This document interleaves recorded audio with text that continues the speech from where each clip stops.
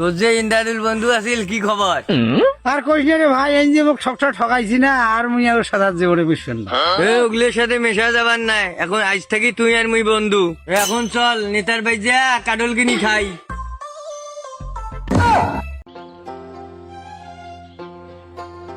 এই বিষয়ে তো কোনো টেনশন করা লাগবে নাই। এই মোর ছোট ভাই নয়, এর সুরা আমি টানবে দেখছি আসুক। তাহলে বিষয়টা দেখেন তাহলে আমি কেন কিরে দাদুল? আও মজা ভাই, বসে বসে বসে বসে বসে। এ নিতা কই?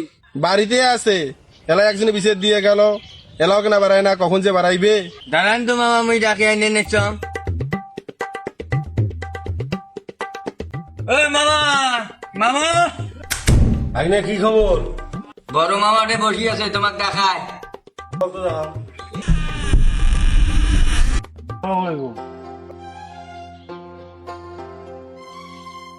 কি সমস্যা? ওই যে হোসেন আসছিল, ওই বলে ছাগল হারাইছে। এর আগের টেরামে যে নম্বর আছিল তার আমলেও 2টা ছাগল হারাইছে, একটাও খুঁজি পাই নাই। এখন ওই যে নিরীহ লোকটা আসছে, এর বিচার তো করে দেওয়া লাগবে। গরিব মানুষ যে কোনো ভাবে হোক এর বিচারটা করে দেওয়া লাগবে। তো আগের প্রতিনিধি যে মেম্বার ছিল সে পায় নাই, তাতে কি হয়েছে? আপনি যেহেতু কথা দিচ্ছেন এর বিচার, সঠিক বিচার পাবেন। আগের যে বিষয়টা ওটা থাকছে, ওটার পর চলে গেছে।